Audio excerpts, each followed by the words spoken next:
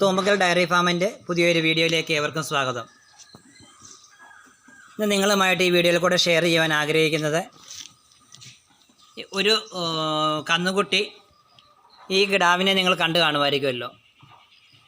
ഈ കിടാവ് ഏകദേശം കന്നുകുട്ടി ഒരു 4 മാസം പ്രായമായിട്ടുണ്ട്. 4 മാസം പ്രായമുള്ള ഒരു പശുക്കിടാവാണ്.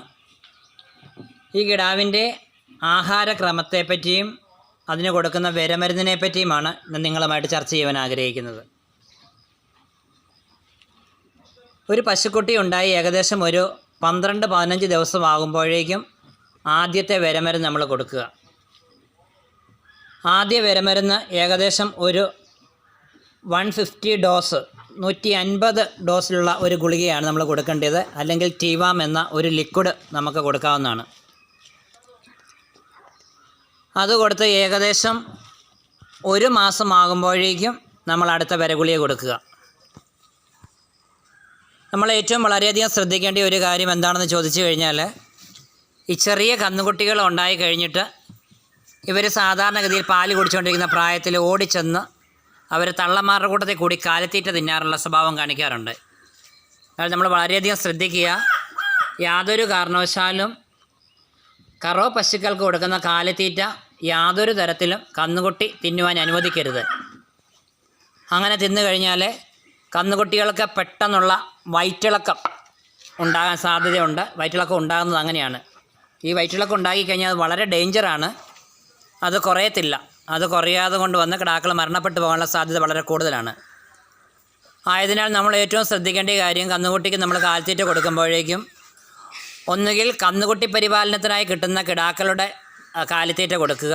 കന്നുകുട്ടികൾ അല്ലെ കന്നുകുട്ടികൾക്കായി തന്നെയുള്ള കാലിത്തീറ്റയുണ്ട്, അത് വാങ്ങിച്ച് കൊടുക്കുക. അത് കൊടുക്കാൻ സാധിക്കുന്നില്ല എങ്കിൽ കുറച്ച് കടലപ്പിണ്ണാക്ക്, കുറച്ച് ഗോതമ്പമ്മി അല്പാൽപ്പം എടുത്ത് കുഴച്ച് വെള്ളത്തിലിട്ട് കുതിർത്ത് കുഴച്ച് അത് കുറച്ച് കൊടുക്കാവുന്നതാണ്. അത് കിടാക്കളുടെ വളർച്ചയ്ക്ക് ഏറ്റവും അനിവാര്യമായ ഒരു കാലിത്തീറ്റയാണ്. രണ്ടാമത്തെ ഡോസ് വിരമരുന്ന് കൊടുക്കുമ്പോഴേക്കും ഒരു കിടാവ് പാല് കുടിച്ച് വളർന്ന് രണ്ടാമത്തെ വിരമരുന്ന് 1 മാസമായിട്ട് കൊടുക്കുമ്പോഴേക്കും നമ്മൾ ശ്രദ്ധിക്കേണ്ടത് ആ 150 സ്ട്രെങ്ത് എന്നുള്ള കിടാവ് ഒരുമാതിരി വളർച്ച എത്തിയെങ്കിൽ നമുക്കത് ഒരു 200 സ്ട്രെങ്താക്കി കൂട്ടി കൊടുക്കാവുന്നതാണ്. അല്ല എങ്കിൽ നമ്മളത് 150 സ്ട്രെങ്ത് തന്നെ കൊടുത്താൽ മതിയാവും.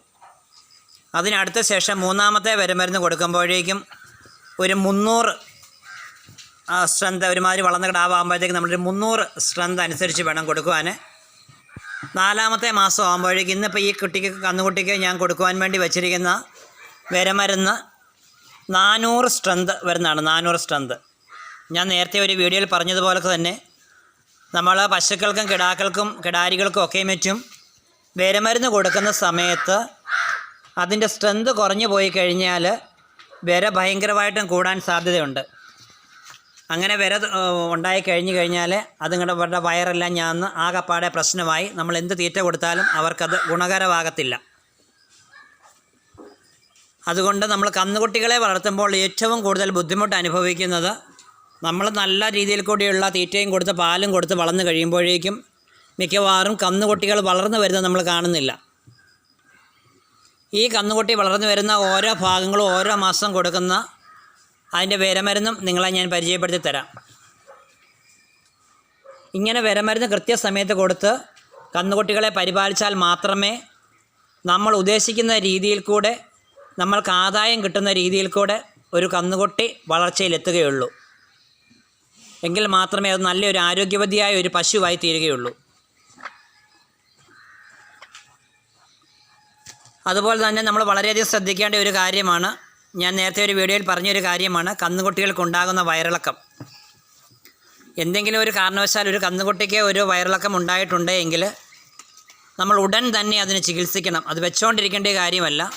ഒരു ദിവസം പോലും കഴിഞ്ഞു കഴിഞ്ഞാൽ അത് പെട്ടെന്ന് വളരെ ഡേഞ്ചറായിട്ട് വരുന്നൊരു കാര്യമാണ്. ഈ അസുഖം കണ്ടു കഴിഞ്ഞാൽ അന്നേരം തന്നെ ചെയ്യാൻ പറ്റുന്നത്, ഇവിടെ സാധാരണ ഞാൻ ഫാമിൽ ചെയ്തുകൊണ്ടിരിക്കുന്നത്, ബയോട്രീം DS എന്ന ഒരു ഗുളിക മേടിച്ചിട്ട് അതിൻ്റെ ഒരു 4/1 ഭാഗം ഒരു നേരം കൊടുക്കുക. 4/1 ഭാഗം വീതം ഒരു നേരം കൊടുക്കുക. അങ്ങനെ രാവിലെയും വൈകിട്ടും കൊടുത്തു കഴിയുമ്പോഴേക്കും മിക്കവാറും അതങ്ങ് കുറയും. അത് കുറഞ്ഞിട്ടില്ല എങ്കിൽ അപ്പം തന്നെ നിങ്ങൾ ഡോക്ടറെ കോൺടാക്റ്റ് ചെയ്യുക. ഡോക്ടറുമായിട്ട് കോൺടാക്റ്റ് ചെയ്ത് അതിൻ്റെ മരുന്ന് വാങ്ങിച്ചു കൊടുക്കുക. അത് വെച്ചുകൊണ്ടിരുന്ന് കഴിഞ്ഞാൽ പെട്ടെന്ന് തന്നെ അതങ്ങ് അപകടാവസ്ഥയിലേക്ക് എത്തിച്ചേരുന്നതാണ്. കന്നുകുട്ടി വളർത്തുമ്പോൾ നിങ്ങൾ ശ്രദ്ധിക്കേണ്ട കാര്യങ്ങളാണ് ഇപ്പോൾ നിങ്ങളുമായിട്ട് ഞാൻ ഷെയർ ചെയ്തിരിക്കുന്നത്. നിങ്ങൾക്ക് ഈ വീഡിയോസ് വളരെ ഇഷ്ടമായി കാണുമെന്ന് ഞാൻ വിചാരിക്കുന്നു. നിങ്ങൾക്ക് ഈ വീഡിയോസ് ഇഷ്ടമായി എങ്കിൽ നിങ്ങളെല്ലാവരും ഷെയർ ചെയ്യുക, ലൈക്ക് ചെയ്യുക, മാക്സിമം നിങ്ങളുടെ കമൻറ്റുകൾ അറിയിക്കുക. അതുപോലെ തന്നെ നിങ്ങൾ സപ്പോർട്ട് ചെയ്യുവാൻ വേണ്ടി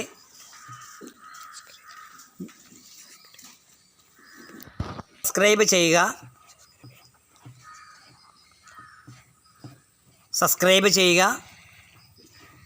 സബ്സ്ക്രൈബ് ചെയ്യുമ്പോഴേക്കും അപ്പുറത്ത് കാണുന്ന ബെല്ലൈക്കണിൽ ഒന്ന് പ്രസ് ചെയ്യുക. അതിനപ്പുറത്ത് കാണുന്ന ഓൾ എന്നൊരു ഓപ്ഷനിൽ ക്ലിക്ക് ചെയ്യുക. അപ്പോഴേക്കും ഞാൻ ചെയ്യുന്ന എല്ലാവിധമായിട്ടുള്ള വീഡിയോസും നിങ്ങൾക്ക് കിട്ടുന്നതായിരിക്കും. നിങ്ങൾ ഓരോരുത്തരും ഓരോ ദിവസത്തേക്ക് നിങ്ങൾക്ക് ഇതിൽ നിന്നുമുള്ള കമൻറ്റുകൾ നിങ്ങൾ എന്നെ പ്രത്യേകമായിട്ടും അറിയിക്കുക. നിങ്ങൾ ചെയ്യുന്ന കമൻറ്റിനനുസരിച്ചായിരിക്കും ഞാൻ ഓരോ ദിവസവും നിങ്ങൾക്ക് ഓരോ വീഡിയോയും ചെയ്തു തരുന്നത്. നിങ്ങൾക്കൊക്കെ മറ്റും ഈ വീഡിയോ വളരെ പ്രയോജനകരമാകും എന്ന് കരുതുന്നു. നിങ്ങൾക്ക് വീഡിയോ നിങ്ങൾ മുഴുവനായും കാണുക. നമ്മൾ കുറച്ചായി വീഡിയോ കാണരുത്. വീഡിയോ മുഴുവനായും കണ്ടാൽ മാത്രമേ നിങ്ങൾക്ക് അതിൻ്റെ പ്രയോജനം കിട്ടുകയുള്ളൂ. നിങ്ങൾ ഓരോരുത്തരും ഈ വീഡിയോ മുഴുവനായും കാണുക. നല്ല രീതിയിൽ കൂടി കന്നുകുട്ടികളെ വളർത്തുക. നല്ല രീതിയിൽ കൂടിയുള്ള വിജയങ്ങൾ കൈവരിക്കുക. നിങ്ങൾക്ക് എന്തെങ്കിലും സംശയങ്ങളോ കാര്യങ്ങളോ ഉണ്ടെങ്കിൽ നിങ്ങൾക്ക് എന്നെ വിളിക്കാം. എൻ്റെ ഫോൺ നമ്പർ ഞാനിവിടെ ഡിസ്ക്രിപ്ഷൻ ബോക്സിൽ കൊടുത്തിട്ടുണ്ട്. നിങ്ങൾക്ക് ആ നമ്പറിൽ കോൺടാക്റ്റ് ചെയ്യാവുന്നതാണ്. വീണ്ടും നല്ലൊരു വീഡിയോയുമായിട്ട് കാണുന്നിടം വരേക്കും ഗുഡ് ബൈ.